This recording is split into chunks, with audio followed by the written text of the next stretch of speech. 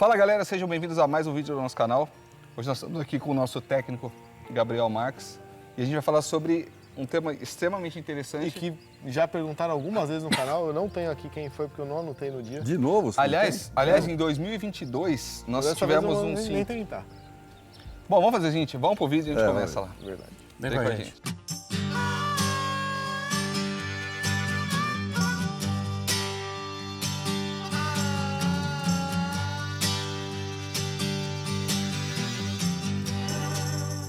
Então, a questão da influência da morfologia na marcha, né? Nós tivemos um simpósio em 2022 aqui no Aras, né, Bru? E foi algo que foi bastante questionado, né? Porque o simpósio foi falado sobre a marcha e sobre a morfologia do cavalo manga larga. Aliás, tivemos em 2023 também um outro simpósio. Aliás, foi um curso, né? Aqui, depois tivemos o simpósio sobre a morfologia de marcha e muito se fala sobre a influência dessa morfologia na marcha, né? Então, A gente tem alguns fatores que às vezes vão dizer que são de beleza, né? Por exemplo, uma cabeça bonita, essas coisas, eu acho que não vai influenciar na marcha. Mas acho que tem bastante coisa da morfologia do cavalo que tem uma influência direta na qualidade de marcha. Né? Sem dúvida. E a gente queria exatamente isso, meu amigo, que você explicasse para nós quais são esses fatores. Vamos lá. Vamos dar um exemplo. Quais os pontos que você avalia, né? Primeira coisa, um cavalo de marcha, um animal de boa marcha e tal. Precisa ter o quê? Assim como um bom carro? Direção, né? Então vamos começar pelo conjunto de frente, tá? Me parece que essa varinha, querido. A importância... Hoje, né? Hoje não, sempre. A importância das angulações, por exemplo, né? Falando a correlação, morfologia e marcha, certo? Uhum. Se nós estamos falando que nós queremos partir do princípio de uma frente elevada, um cavalo olhando por cima, né? Um direcionamento de um conjunto de frente ideal para que dê aquela forma bonita da frente, daquela nuca expressiva, montado e tudo mais, né? E um conforto para quem está montado, tá certo? Vamos lá, se a gente tem essa frente com essa elevação, é o desejado, né? Deixa um pouquinho natural. Qual que é o desejado? Linha da boca na linha do isquio, tá? Da asa do ilho e isquio, certo? Essa é a linha de um posicionamento natural do conjunto de frente, certo? Para que isso aconteça, olha onde que esse pescoço está encaixado. Nas escápulas. O que são as escápulas? A paleta propriamente dita, certo? Se nós temos um ângulo ideal da inclinação dessa paleta, isso favorece o quê? Pega um pouquinho a frente dela, Luiz. O direcionamento natural, certo? Se essa escápula fosse mais em pé, ou seja, então o essa cavalo paleta... tem a paleta em pé, que não tem essa angulação. Exatamente. Seria uma paleta em pé, mostra na varinha. Essa é a sequência. Por exemplo, aqui nós temos esse ótimo ângulo dessa égua, certo? Se ela tivesse uma paleta mais em pé, com essas escápulas mais em pé, ó, imagina comigo, o que aconteceria com esse pescoço? Vai ficar para baixo. Certo? Ele seria mais paralelo, porque se ele está encaixado aqui, essa projeção, o que permite esse ângulo é essa inclinação. Se essa inclinação não fosse nesse ângulo e fosse mais em pé, naturalmente essa frente seria mais paralela, ou até mesmo baixa.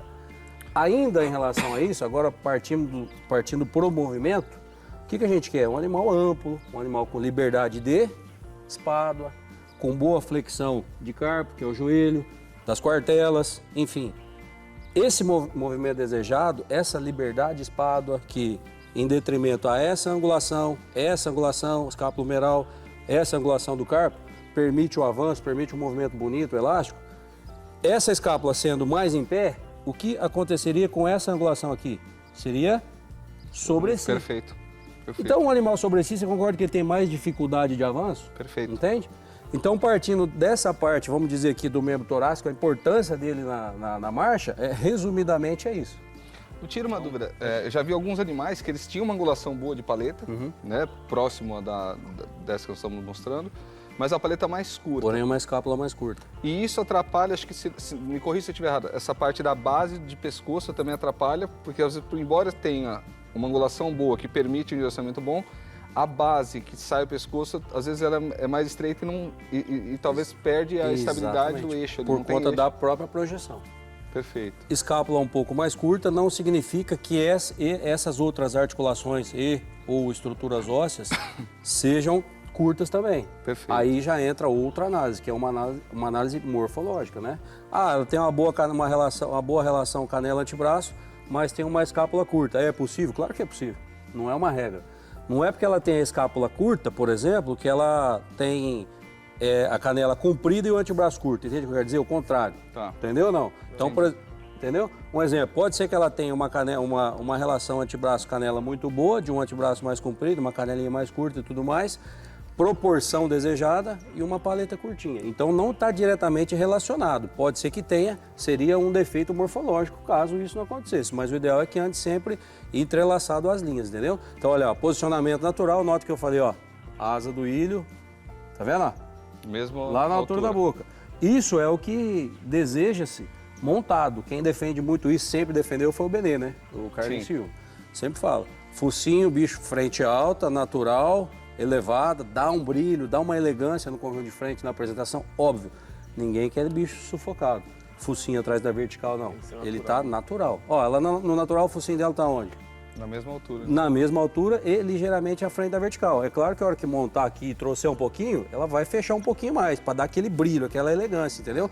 Mas sempre buscando o mais natural possível. Gabriel, e qual é a relação ideal entre antebraço e canela? Sempre a canela um pouco mais curta, seu Eduardo. Mas esse curta. um pouco é um pouco, tem Isso alguma... depende muito, aí depende muito do tamanho do bicho, por exemplo, outras proporções, entendeu?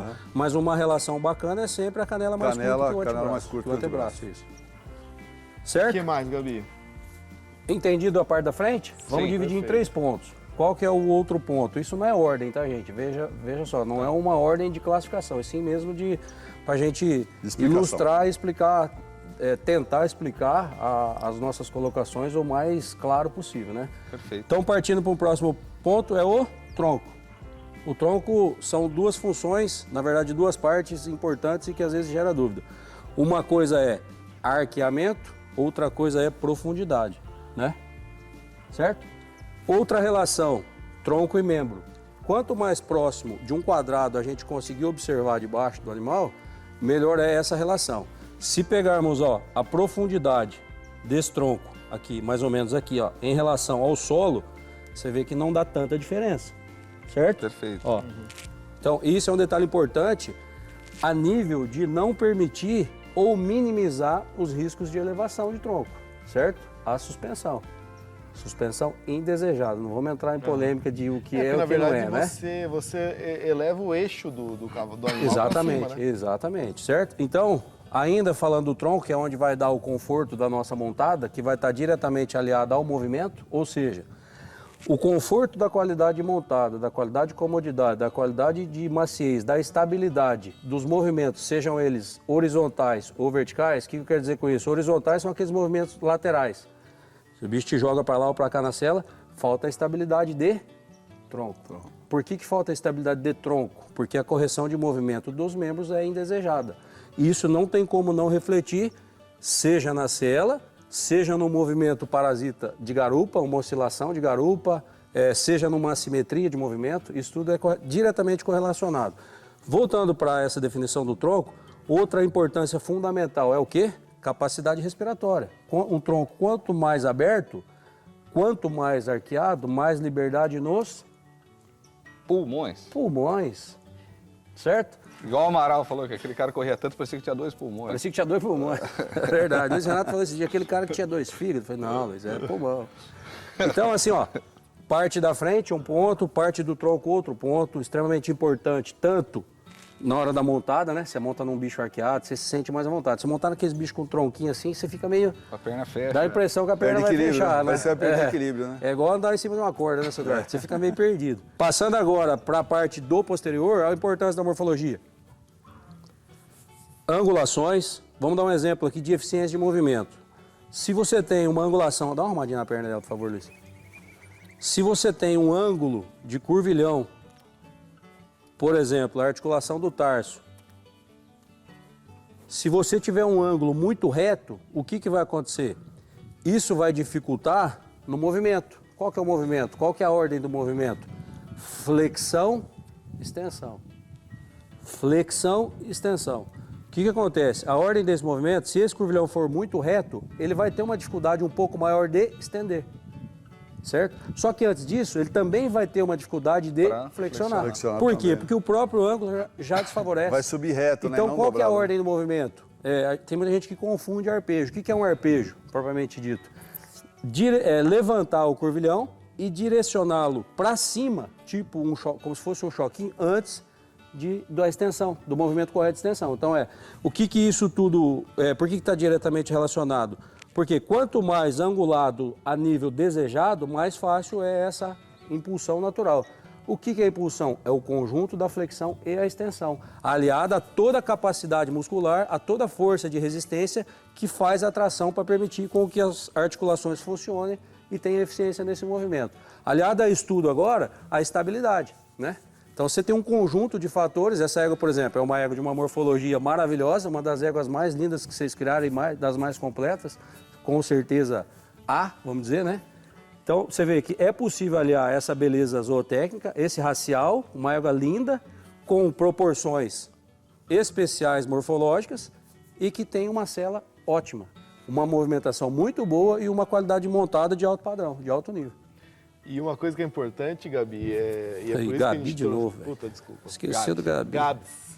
Uma coisa importante que é por isso que a gente trouxe esse vídeo, quis fazer esse vídeo até, é que muita gente, às vezes, está assistindo o julgamento e vê, de repente, aquele cavalo que tem uma exuberância de frente, aquela cabeça linda, aquele pescoço maravilhoso, ficando para trás do julgamento, justamente por faltarem esses atributos Exatamente. que, na verdade, para um cavalo de sela, são muito mais importantes do que uma cabeça bonita. Exatamente. Então, uma angulação de perna, angulação de conjunto de E lembrando, né, o Bruno, ainda em relação a essa correlação, morfologia, a importância da morfologia na marcha, ninguém aqui está falando, é claro, você fala, marcha, bicho bom de andar, mas nós não podemos ser radical, tá? Deixar isso bem claro, porque isso é importante, muita gente vendo. Ninguém aqui está falando, por exemplo, que você tem que priorizar a marcha, o bicho é macinho, e isso é a morfologia perfeita. Não é isso que a gente quer dizer. Nós estamos falando de proporções ideais de acordo com o padrão racial, né? Então aqui ninguém está falando que é um bicho transcurvo, ninguém aqui está falando que é um bicho com cifose ou lordose, ninguém aqui está falando que tem que ter perna reta, ninguém aqui está falando que tem que ter pescoço invertido, entendeu? Então, assim, são detalhes importantes que acaba definindo por si só e resumindo toda a situação do quão importante é essa morfologia funcional, não é isso? Isso. E isso não impede que tenha outros fatores que também influenciam na marcha, Sem que não dúvida, estão atrelados à sem morfologia. dúvida, sem dúvida, sem dúvida. Aí é temperamento. Tem animais que são claro. perfeitos, entre aspas, de morfologia, que pode, por algum fator, não podem não andar, né? Podem não ser macios. Certo? Exatamente. Isso mesmo. Bom, e acho que também, Gabi, só para a gente endossar tudo isso, quando a gente fala de morfologia ideal, quer dizer, esses fatores que favorecem a marcha, né? Quer dizer, de que forma que a morfologia contribui para a marcha. Mas às vezes, quer dizer, às vezes tem um animal que tem isso aí mostra talvez uma predisposição Sim. para isso, né? Quer dizer, mas não necessariamente que é só porque tem as angulações, só porque ele tem a morfologia com todos esses atributos que ele vai ser melhor de andar do que às vezes um animal que Exatamente. não tem.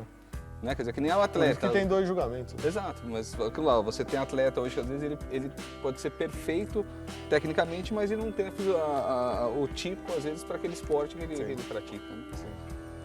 Boa! Você sabe, eu vou comentar uma curiosidade aqui. Na década de 70, saiu uma reportagem na revista Manchete, só os antigos vão lembrar disso, tá? E tiraram uma foto do Pelé, apenas de sunga, né? Comparando o atleta com as habilidades que ele tinha, né? O Pelé é um atleta perfeito de drible, de movimentação, né? De impulsão para cabeceio, etc. E eles fizeram um comparativo da parte física dele, o quanto ajudava ele a ser o atleta que ele era. Isso não impede E o que tenha um Pelé, Garrincha que também joga bola pra isso caramba trouxe também. para o Pelé, que é um brasileiro, né? Todo mundo sabe. Mas trouxe para o Pelé não o título de melhor jogador do mundo, mas também o melhor atleta do mundo. Do século, né? Do atleta do século, exatamente. Eu vou falar até O atleta você do falou, século. o Bruno citou o Garrincha, né? Quer dizer, que ele tinha uma deficiência. Ele era o contrário disso aí, dessa Então, definição. só que isso de alguma forma comprometeu a longevidade da carreira com dele. certeza. Concorda, Gabi? Você tirou as palavras da minha É isso boca, aí. Léo. Léo, você é um... Olha que beleza. hein? Nós somos uma dupla tops. Gente, depois disso, vem com a gente. O Garrincha tinha uma Pruma em X. É por mim, isso. Ele era Valgo. É isso? Boa, temos, foi. O Bom, Gabi já até espero que fechou. ficarem com alguma dúvida. O Gabi já mandem até pra fechou. gente aí.